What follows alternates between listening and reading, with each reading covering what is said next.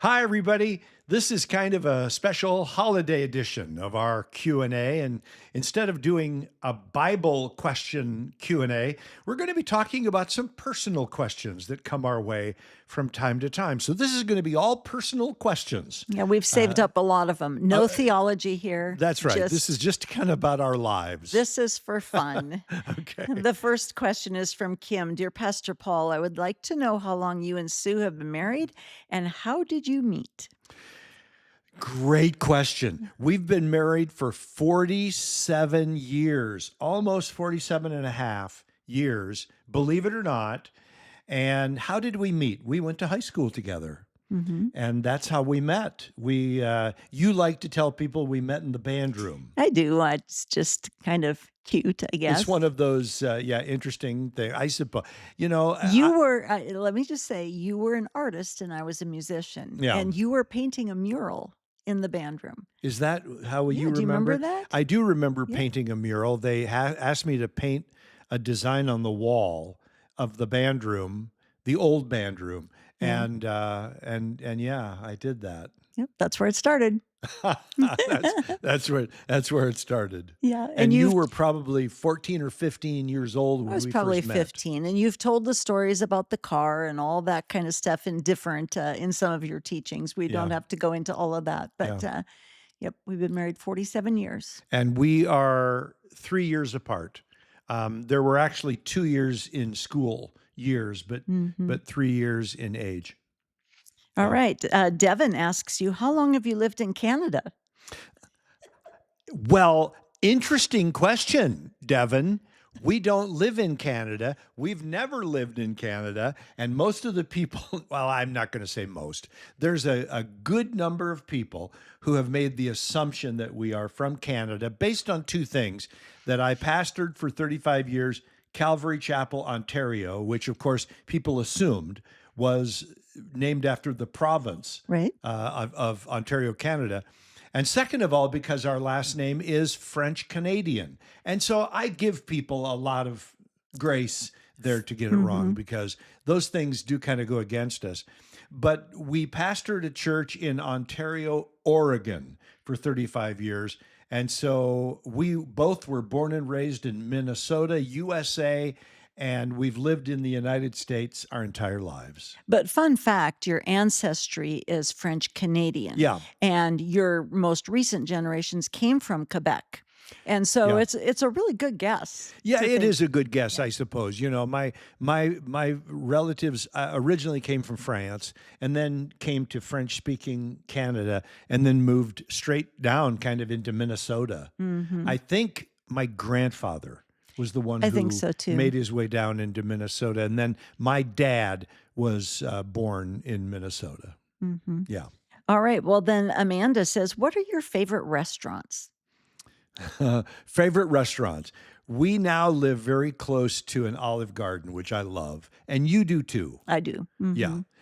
So we like eating out. We call it our Olive Garden, and because it's so close to our home. I mean, it's like walking distance from our home. So that's fun. I think that for most married couples, favorite foods and favorite restaurants, it's like you need to organize it in a Venn diagram. Yeah. You know what a Venn diagram is, right? You have these two bubbles, all of my favorites, all of How your we favorites, overlap. and which ones are overlapping. And there Yeah. aren't that many food groups that overlap. We both appreciate a good Mexican restaurant. Yeah, we do. We both we like Italian. We like our Olive Garden. I have a lot of other foods in my bubble that That I don't are- have. no, in that aren't its- in yours. Right. And so they just hang out there until I'm with a girlfriend or Yeah. something like I'm that. not into Asian food, and Sue likes Asian cuisine. And so that's one of the ones that's outside. Yeah, and the other thing about us is we don't love spending hundreds of dollars for dinner. No. We're very simple that way. In fact, our youngest son took me out on a fancy dinner date here about, 2 years ago. And Yeah. it was really fun and very sweet of him. But we just don't do that. No. We don't drop 3 digits No. often on a No. dinner for two. No. In fact, the if it's cheaper, we're happier We are. usually, because we're kind of cheapskates that Now way. you know who we are. Sorry. How did you both come to know the Lord?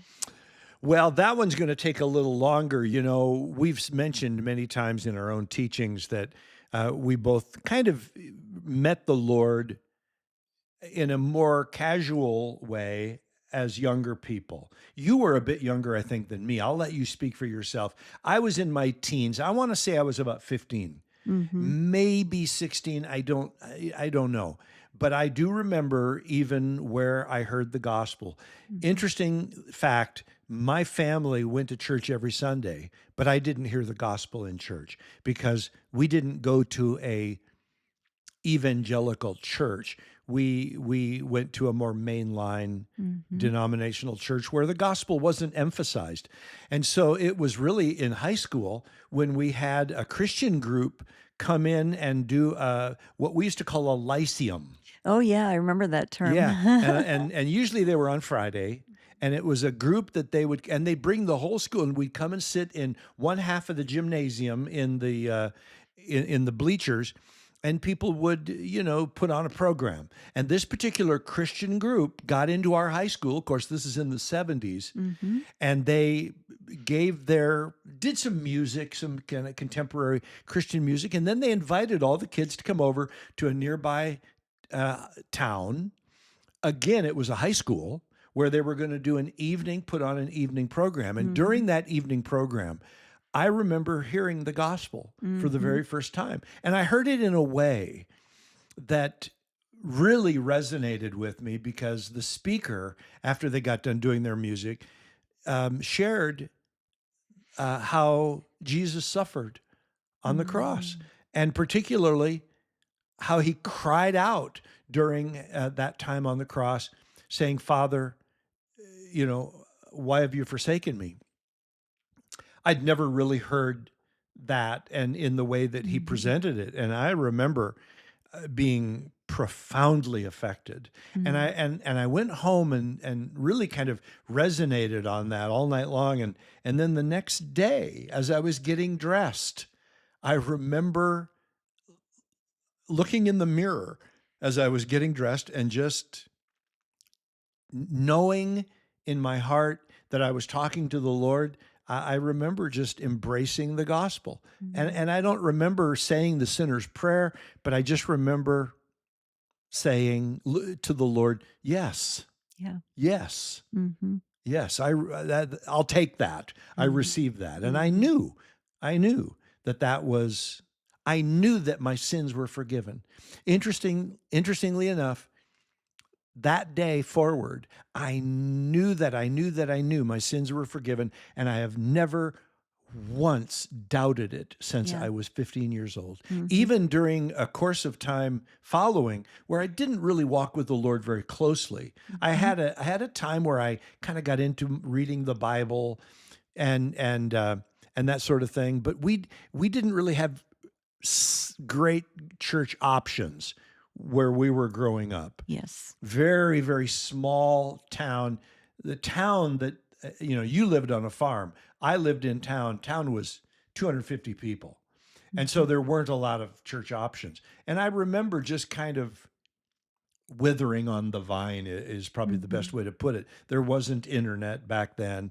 I attended a couple of Bible studies in high school, and they were interesting, but it didn't really get me jazzed. It Sure. wasn't until much later, after we got married, Mhm. and were married for 5 years, in fact, that you and I had um, a personal revival. Yeah, it's a good way to put it. And it surrounded the issue of our marriage. Our marriage wasn't doing that well because we weren't living for the Lord for those first 5 years of our marriage. and Mhm. and when you don't live for the Lord, things you can expect them to go sour, Sure. and ours went sour. Yeah. Um, Self-centeredness, self-indulgence yeah, takes over doing your worldliness, just sure. total worldliness. Mhm. Focus on the things that the world focuses on, Mhm. and we bought into all that, and of course that didn't serve our marriage well at all. And when we both realized that our marriage was failing, literally, that was kind of a wake up call for us, Sure. and that's when we began to really walk with the Lord. I like that you share that it was really, through a music concert that you were initially, drawn to this place, Yeah. because that's my testimony as well. Yeah. Music is a very strong foundation through both of our Powerful. Yeah. experiences. And for me, I was about 8 years old. My family wanted to go to, well, we were going to a church that my mother had previously grown up in. It Okay. was a country church, Yeah. and they were having a men's barbershop quartet concert. I would not believe otherwise that you could get saved through barbershop music. It's true, it happened.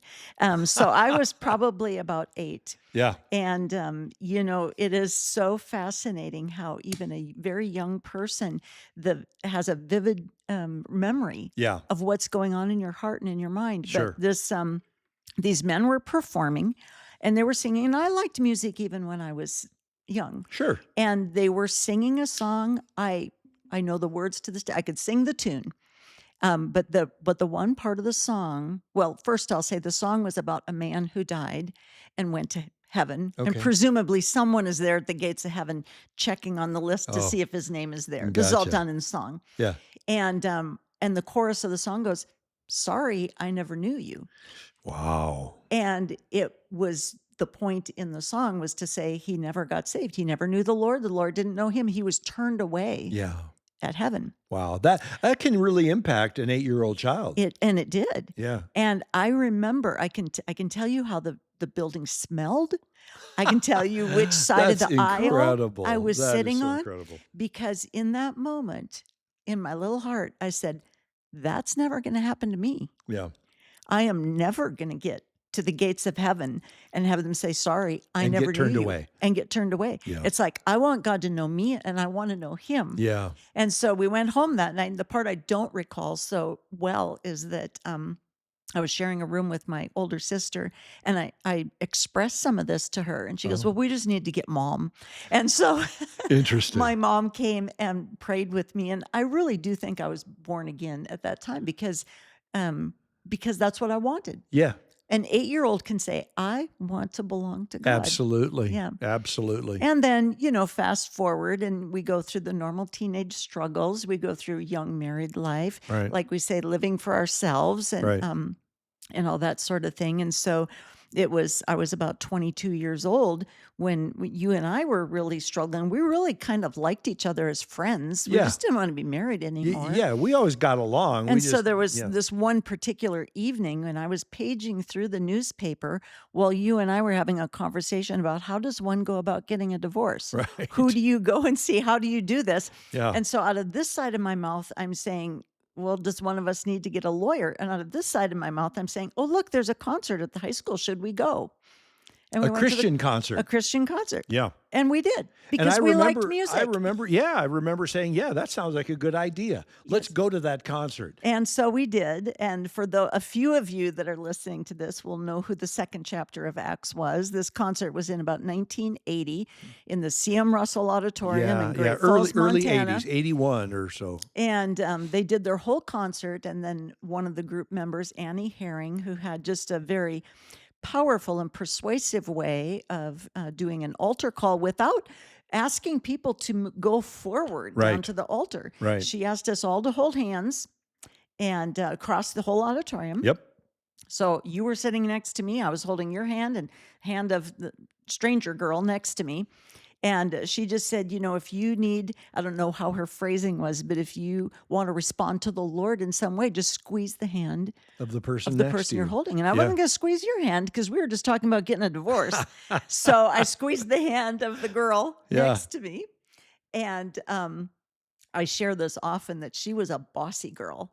Now, didn't her dad like own the Christian bookstore in town? Yeah. She was the something? daughter of a prominent Christian family. They Yeah. owned a standalone Christian bookstore in town, yeah. which I always think is very sweet that God arranged for me to be sitting right next to her. Yeah. Most people, you squeeze their hand, it's like, oh, have God bless you. Yeah. But no, she was bossy, and Yeah, she sat me down. Yeah. Yes. and probably you too.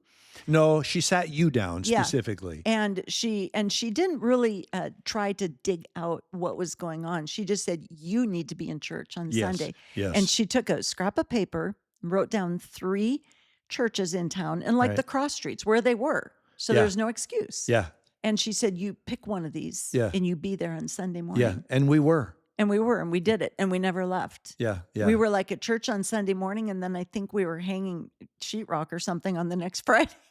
Yeah, we were helping out at the church. Now, I do remember, even after this concert, it took you a little while to really be ready. Yeah. Yeah. I mean, we each had our moments Sure. of delay, but I remember at that concert I was broken to pieces. Mhm. In fact, I was bawling my eyes out You were because broken, but you didn't squeeze anybody's hand. I no, was the one that was, exactly, squeezing. And exactly, you're right. It probably was about a 2 to 3 week process. yeah, Looking back on it, it seems instant. yeah, And that's because the Lord did such an amazing work of healing us yes, he did. and bringing us into just an entirely new orbit of a relationship with Him and with each other. Yeah, that's And right. that doesn't mean we didn't have, stumbles along the way as we Oh, had to go plenty. forward, but we've gone through enough marriage counseling and talking to people that we can look back and say that was nothing short of miraculous. Yeah, yeah. The what the Lord Lord kind of did. swooped in and just healed our relationship Yeah. very quickly. We, however, had to then begin the process of learning how to be husband and wife in a biblical context, Sure. which we really knew very little about. I knew very little about what it Yeah. meant to be a husband from a biblical understanding. In other words, what God expected out of me Yeah. as a leader. I didn't really know those things, and didn't always have the best examples, Yeah. So that was challenging. So we both had an experience of a young salvation experience and then a young adult personal revival. Yes, yeah, and thankfully it happened in our 20s. Yeah. We didn't have any children, Yet. which was probably better. Mm-hmm. We didn't drag kids Sure. through the mud of our mud, but we got pregnant after we had begun to walk with the Lord, and I thank the Lord for that. Mm-hmm. Well, this kind of plays into Thomas's question. How did you know that God had given you a gift to teach the Bible? Quite by accident, actually. When we after we got our lives, well, after the Lord began to bring healing and we began attending church and we were all in with the Lord. We started attending a fellowship. In fact, it was the first church on the list Yep. of that Gal gave you at that concert. We started going to this fellowship, it was an independent, evangelical, charismatic church, and they were having a work day where they were doing work on the basement of the building. And so we decided to volunteer on a Saturday. We had our Saturdays off. I was working in radio at the time. You were working in finance. Mm-hmm. I think maybe by that time you might have been I at was the working utility company. at the gas company. Yeah. Yeah, at that town. Anyway, this was in Montana. And we met, the pastor called us into his office, interestingly enough, during that time, and just kind of on the basis of like to get to know you. But then he shared that there was a need in the church for some people to assist the youth group leader, who happened to be a young gal, Right. about our age. Mm-hmm. And he was explaining that she felt a bit overwhelmed being the leader of this youth group, Right. which was senior high. Mm-hmm. And would we be interested in just kind of coming along and helping? I remember driving home that day and talking about it, and I wasn't that interested in doing it. But you said, "Oh, I'd love to. Let's do it." So I went along because you wanted to do it, honestly. And, a big bump on the log that I just, I don't know what I wanted to do at that point. But anyway, we did. And the very first, it was Wednesday night, they met. And the very first Wednesday night, the gal who was leading the youth group met us and said, "Oh, I'm so glad you're here. because I'm leaving. I want out I'm of out of this here. ministry. She wasn't leaving the church. Yeah. She was leaving that ministry. And she's like, I'm giving this to you. And I'm sure we had that deer in the headlight Mm-hmm. kind of a look on our faces because we literally had just come to the Lord Yep. and, begun to walk with the Lord in a serious fashion. And we were thrust into this leadership role far Mm-hmm. before we should have been, Right. and began leading the. So, well, I got to come up with some Bible studies. Well, I'm literally just learning the Bible myself. And you didn't have a Bible. Well, that's true. I had an old Bible Childhood. that had been given to me as a child. Right. I think it was a Revised Standard Version or Mm-hmm. something like that. And yeah, I was given it when I was like 10 years old. And I didn't think that that was probably the best Bible. So I didn't have another Bible, and I didn't really have a lot of money Yeah. to buy any, because, if you wanted a Bible back then, you had to go to the Christian bookstore and you had to lay out 30, 40 bucks for That's a not the Bible. way I remember it. I remembered that the Bibles back then were like in the $80 range. Were they really? Yeah, they just had the really, really nice genuine leather ones. Yeah, And I suppose you you're bought me right. one of those. I think did. the month after we started, then we both invested in good Well, Bibles. But I ended tell up us where getting your first Bible came from. I ended up getting a Bible out of the Lost and Found, and it was a Pew Bible, Yeah. and it was an NIV. Mhm. And I didn't know anything about the NIV, the New International Version, knew nothing about it, but it looked good to me. And it wasn't the Bible necessarily that the pastor of that church, or their translation rather, that he spoke from or taught from or preached from. But it was good enough, and I used it, and it was understandable to me. I needed an understandable Bible, Yeah.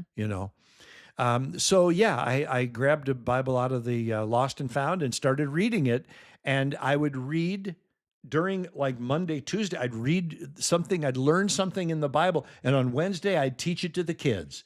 And it was that fresh.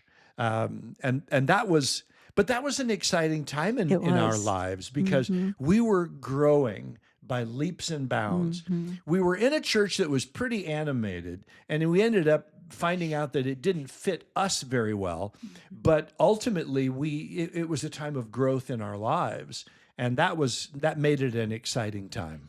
Well, and what was interesting, we were in this very charismatic and animated church, and yet the Lord was personally sending us down to that bookstore from the Yeah. parents of the bossy girl, Yeah. and we were buying E.M. Bounds and C.S. Lewis and A.W. Tozier. If Yeah. anybody had two initials and a last name, we bought them. and and That's funny. and we were reading really, really weighty, deep theological Yeah, that's true. things That's while true. we went to this church that was not quite so much. In fact, it was back then that I got my first copy of Mere Christianity by Mhm. C.S. Lewis, and it was too deep for me. Yeah. I remember I started reading it, and It's then I still a thought, little too deep for me. well, I remember putting it away and thinking, oh no, I was choking on it. Yeah. And so I put it away for probably 10 years. Mhm. And then I pulled it out, and it became one of my absolute all-time favorites. Yeah. Oh, and John Stott. That was John the Stott was Mhm. another huge author in my life. Yeah. I want to say something about that church that we first started going to after we really got serious with the Lord.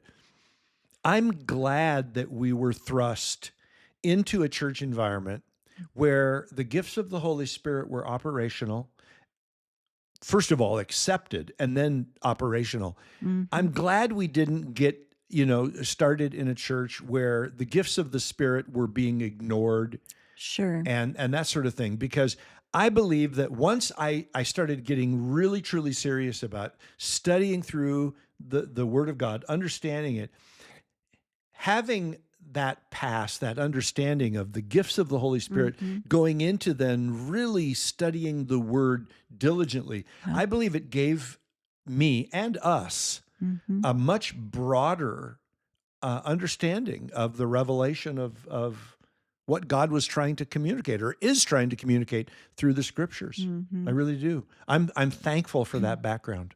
Yeah, God is Yeah. really good at weaving things together. Yeah, for sure. Mhm. Well, our last question will kind of turn turn the corner here a little bit. Sandy says, "What traditions does your family have for the For the holidays?" holidays. Well, we're big Thanksgiving people. We've got 4 kids who are all grown, and they're all married now. And so they have responsibilities to, 2 different Well, this families. is this is a new one for us Yeah. this year because we're in a new home. Yeah. And now we are now closer to a bigger fraction of our family than Yeah. what we've been before. Yeah. And so, I just got busy and made a list of all of our traditional Thanksgiving foods and sent it out to everybody and say, "What do you want to bring?"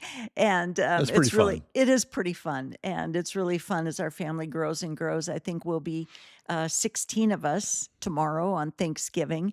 And that's with 2 of them missing. 2 of them are on the East Coast. Yeah. And so, in the past, we've kind of only done Thanksgiving with our family every other year in order to give our kids an opportunity to be with their other families sometimes Right. and not like kind of claim them all the time. And Right. up until now, that has seemed to work out. So this is our year. And so we're doing it up big. And I Yeah. think it'll be really, it'll be fun to come together. And I always do, as the matriarch of the family, I make everybody say what they're thankful for Yes, before you do.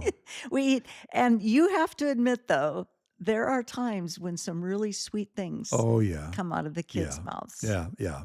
You hear things that you wouldn't hear otherwise. Yeah, that just don't happen in normal conversation. Yeah, that's So, true. So we do Thanksgiving together, and we celebrate, the birth of Christ. And having been a pastor for 40 years, and particularly the last 35, where I was kind of the senior pastor of Calvary Chapel, Ontario.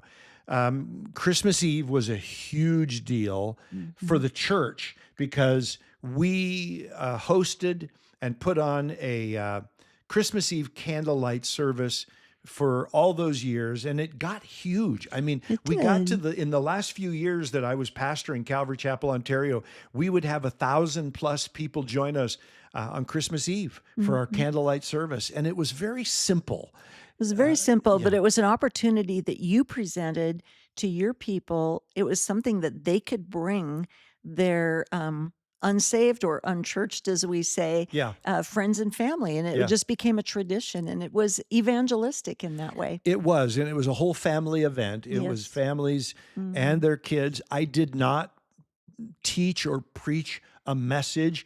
We watched a couple of holiday specific videos. We sang Christmas carols. Um, I gave a Christmas devotional, and Hmm. then we turned off all the lights and lit candles and sang Silent Night, and it was precious. It was Yeah. beautiful, Hmm. and it became a tradition, not just for our family, but for Right. many families in our particular area, and they looked forward to it. We Hmm. had people who had attended our church for years, and then some who had moved away or gone to another fellowship and then came back Yeah. for Christmas Eve. Sure. It was kind of Hmm. old home week. We would be saying hi to people, that we hadn't seen for a long time at Christmas Eve, and that made it really special. Honestly, it became my favorite service of the year. Yeah. I love the Christmas season anyway, Hmm. and celebrating that way was wonderful. And then we do gather with our family. We've Hmm. again, because our kids are married and they have responsibilities on both sides of their family to be with family at Christmas. We are planning this Christmas to have our own candlelight service with just family. And then we like to kind of open our house for our family members to come just whenever they're able. We try to make Yeah. it a no pressure sort of Hmm. an invitation. It's Yeah. like on Christmas Day, come on over if you can, and we'll have leftovers and food, and we'll watch football and just hang out. Hmm. And it's a lot of fun. Yeah. So this has been a different Q&A, but this is just a little insight into our past, our current, and our future is yet to be told. And maybe this has given you an opportunity to kind of get to know us a little bit beyond the typical Bible questions. And that's kind of fun too. So Sure. yeah, thanks so much for joining us as we're releasing this video here on the eve of Thanksgiving. We hope that your Thanksgiving is a good one, even though Thanksgiving is not technically a biblical holiday. There's a biblical basis for it. Absolutely. We as believers should be thankful people. It's one of the fruits of the Spirit. Yes, it is. And we should be some of the most thankful people on the face of the earth. Give thanks with a grateful heart. And, the Apostle Paul would say, in your prayers, don't forget to give thanks. So give thanks. Thanks so much for joining us for this special Q&A, and we'll see you next time. Bye-bye.